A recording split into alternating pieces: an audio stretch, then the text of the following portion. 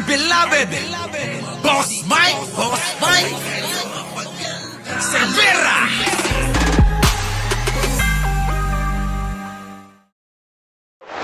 Magandang umaga, magandang hapon at magandang gabi sa mandako ng mundo, naroon kayo.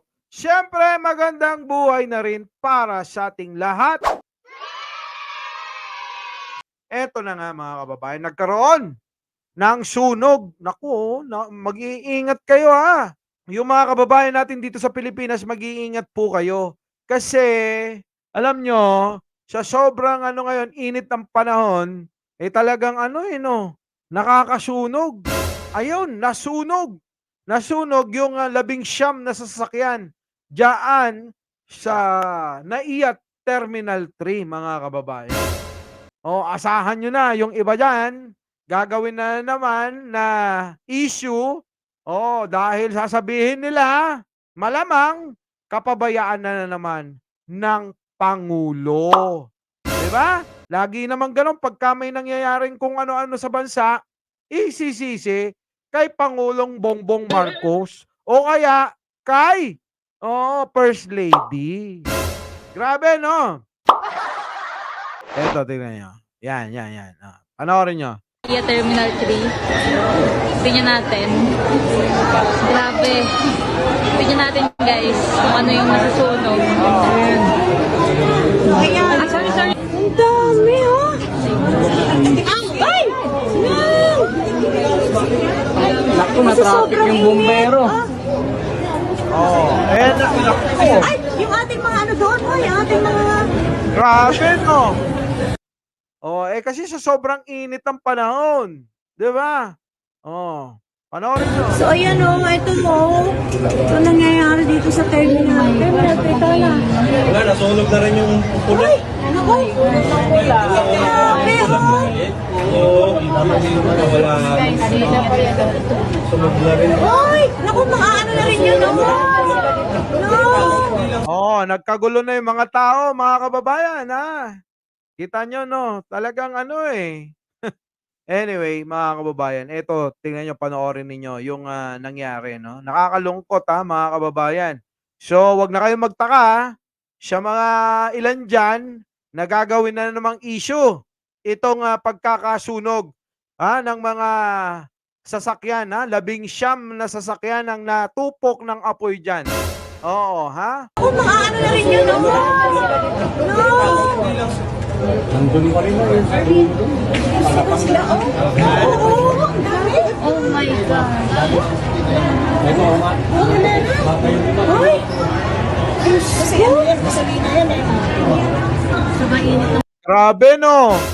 Imbis na tumawag ng bombero, isa pa, alam nyo, mga kababayan, diyan sa NAIA, ay nako, napaka-traffic dyan. Napaka-traffic dyan sa harapan na yan. Lalong-lalo na yung mga sumusundo. Ayaw nila ng pumaparada sa parking lot, abay naghihintay doon sa bukana. Bago kayo doon pumasok sa may mga security guard, ando doon nakapila, kaya nga pinaghuhulian eh. Kaya lang alam nyo, mga Pilipino, talagang matitigas din ang ulo, ano? Sorry sa mga sasakyan at sa mga namin mga ang sasakyan dito. Fortuner kawawan. Tinan mo yun, Buto pa yung crossfit, nagapan, no? Gusto na sunog. Ayun guys. Nagresponda ng bumbero. Grabe guys. Ayan. Bumbero. Ayun o. Guys, so grabe. Ay, naku, sayang! Ano yon? Montero, Fortuner. Parang Fortuner no? Kaya dapat, mabuting tao tayo at enjoy life. Pangit na, mundo, di na normal. Sabi ni Maria Luisa. Kaya nga di ba, Maria Luisa? Abay, isipin ninyo na maging masaya lagi. Piliin nyo na maging masaya lagi. Ako lagi pinipili ko na lang maging masaya ako. Kasi, hindi na natin alam kung ano mangyayari bukas, sa isang araw, sa isang linggo, sa isang buwan. Sa mga politiko naman, na nuknukan ng mga takaw, sa pera, kapangyarihan, abay, magbago na kayo. Di ba? Yung mga akala mo madadala nila sa kabilang buhay, sa libingan nila, yung kanilang mga ninakaw, nagkakamali kayo. Oo, nagkakamali kayo. Ang mahalaga walang nasaktan, yon ang importante sabi ni Pinkay Adventure. Oo nga, buti na lang mabait pa rin ang Diyos. Naku, na-traffic yung bumbero. Ay, yung ating mga ano doon, oh, yung ating mga... So, ayan o, ito mo. Ito nangyayari dito sa terminal. Terminal, teka lang. Wala, nasunog na rin yung pula. Ay, naku. Grabe, oh. Oo, wala. Sunog na rin. Ay, naku, makaano na rin yun, oh. No. Nandun pa rin na rin. Sila, oh. Oo, ang dami. Oh my God. Ay. Kasi yan, gasolina yan eh. Sobrang init ng panahon. Sorry sa mga sasakyan at sa Ay, mga yun namin ang mga sasakyan dito. Fortuner kawawa. Oh, tinan mo yun, Buti oh. pa yung crosswind, nagapan, no? Kaya nga. Kaso nasunog na yun. Guys, nagresponda ng bumbero. Grabe guys, oh, ayan. Bumbero. Dami guys. Naku, na-traffic Ayan, yung oh. Guys, oh, grabe. Dalawa pala kang bumbero dito. Ay, grabe no. Oo. Kung kayo ay makakapanood ng mga anti-Marcos at ibibintang na naman nila ito, kay Pangulong Bongbong Marcos, alam nyo na. 'Di ba? Alam nyo na. Oo. 'Di ba? Oo, alam nyo naman Lahat na lang ibibintang siya administrasyon na to, lalong-lalo na kay First Lady at kay Pangulong Bongbong Marcos. Oh, tuloy. Grabe guys, oh. Wala na. Insurance na kotse. Ito nakakalungkot. So, yan ang sitwasyon. Nagkakagulo na yung mga tao dito. Ayan guys, grabe. Ulitin ko grass fire ito. Hindi ito sinasadya. Oo, baka akala ng iba dyan, ulitin ko, kasalanan na naman ni PBBM. Di ba? Lagi naman ganun Pag may nangyaring hindi maganda, oo, sa Pilipinas, may nangyaring hindi kanais-nais, lalong-lalo na't nagba-viral, mga kababayan, kasalanan ni Pangulong Bongbong Marcos na naman. Di ba? Antayin nyo kay Maharlika at saka kay Banat Bay, Oo, Sara resign na daw. Initially, sinasabi ng BFP ay grass fire. Maaaring may naglaglag ng upos ng sigarilyo. Ayan, maaari nga daw. Hoy, mga DDS, makinig kayo ayon sa investigasyon ng Bureau of Fire Protection, mga kababayan, Ron Pags, maaari nga daw galing ito sa upos ng sigarilyo, kaya ayon, lumiyab. Kasi nga sa sobrang init, mga kababayan, ang mga damo, kasi damuhan ito yung mga damong natuyo, abay lumiyab. O syempre, kapag umapoy yan, alam nyo naman ang mga sasakyan, minsan, meron mga tagas ng gasolina, o dili kaya, dahil nga sobrang init, tapos bigla pang umapoy, abay magliliyab talaga yung inyong mga sasakyan. Yung salamin ko ng reading glass sabi ni Jen Angeles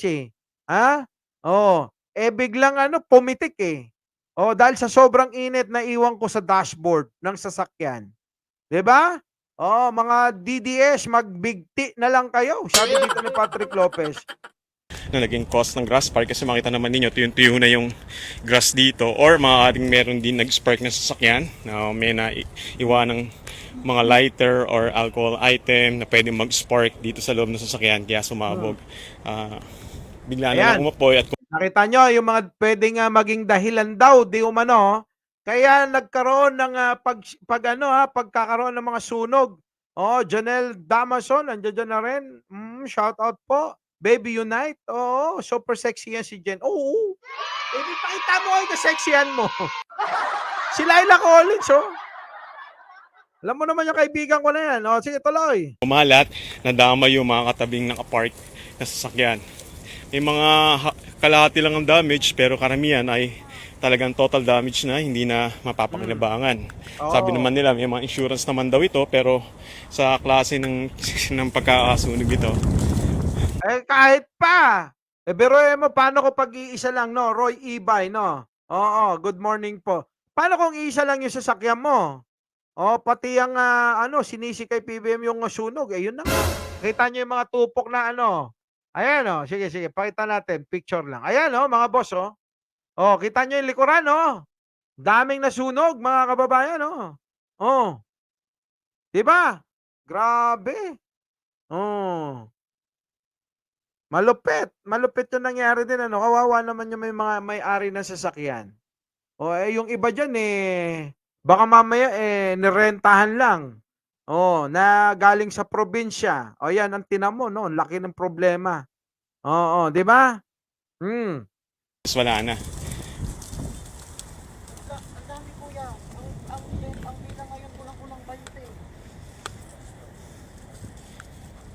So may mga kababayan natin nandito sa loob ng NAIA Terminal 3. At dito nag-park ay sa area na to na kinordon na ng BFP ay pwede nyo naman i-check yung mga sasakyan ninyo kasi may area naman na hindi naman siya na damage kagaya niya nakita naman ninyo. Oh, swerte nung mga hindi na damage o no. Ayan. Oh, ayan, ayan, ayan. Lakihan natin. Lakihan natin ha.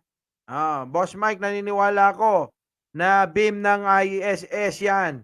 Oh, ginawa na yan sa Hawaii. Tropical country ang Hawaii. Paano nasunog na lang ng kusa?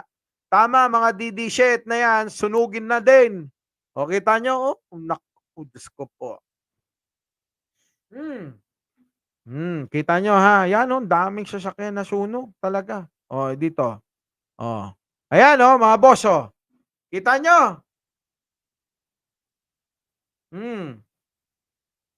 Kawawa naman ang mga may-ari. Sabi ni John Red, oh, Commander Chorba, shoutout po sa inyong lahat.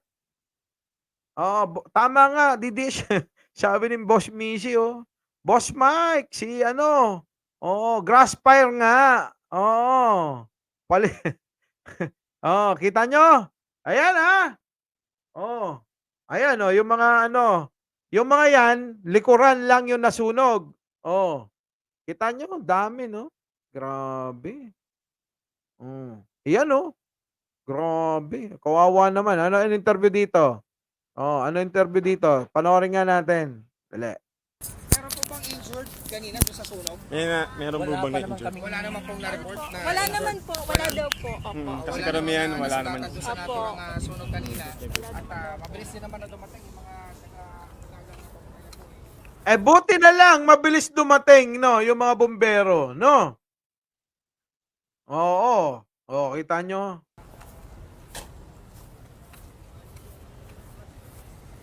Grabe. Sana makita sa CCTV para makita. Kaya lang, alam mo mga boss, no? Oo. Sabi ni Josme Kiyami, sinadya. Yun ang importante, walang nasaktan. Buti na lang walang nasaktan. Oo nga. Anyways, mga boss, ano? Trending ngayon yan dito sa Pilipinas. Ano, trending. Ano yan, sabay-sabay? Oo!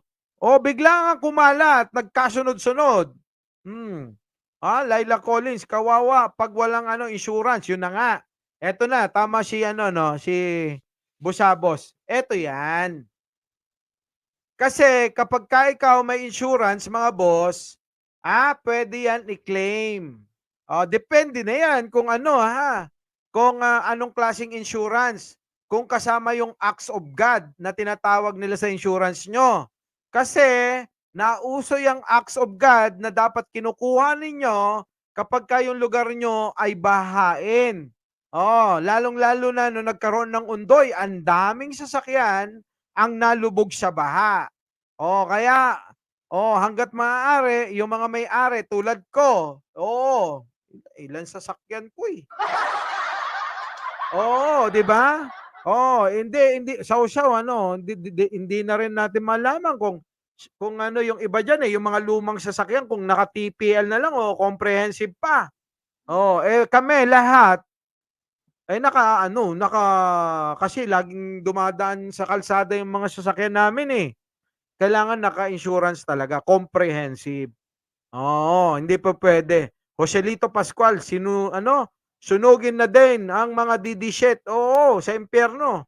Tama, depende sa insurance, di ba? So kung ang insurance ninyo ay walang acts of God. Ito kasi acts of God eh. Hindi po pwede na hindi po pwede na maka-claim kung walang acts of God yung inyong insurance. Itama nyo ako pag mali ako, pero yun ang pagkakaunawa ko sa insurance ko. So mga kababayan, ayan na. At least naibalita ko sa inyo ang nagbabagang balita. Oo. Dito, siya, ating bansa, ang pagkakasunog ng 19 na sari-saring sasakyan. Opo, muli. Mike Sherbero po lagi nagpapaalala, mahalin natin ang ating kapwa, ipagdasal natin lagi ang ating bansa, Miss Montreal. Maraming salamat po sa inyong lahat. Our beloved Boss Mike Severa